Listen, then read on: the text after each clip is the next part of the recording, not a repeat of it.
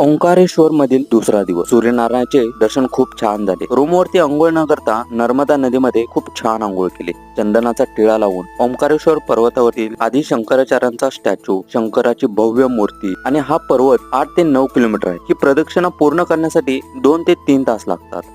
ही प्रदक्षिणा आपण बोटीमधून सुद्धा करू शकतो. पर्वतावर अनेक मंदिरं पण आहे. त्यानंतर आपण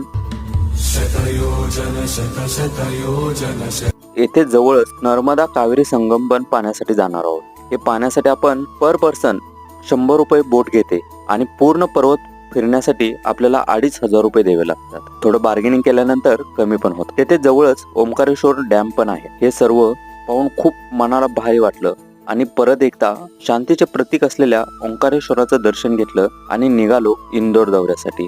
इंदोर मध्ये आपण पाहणार आहोत इंदोर मधील राजवाडा. तर भेटू इंदोर मध्ये. तोपर्यंत जय श्री ओंकारेश्वर.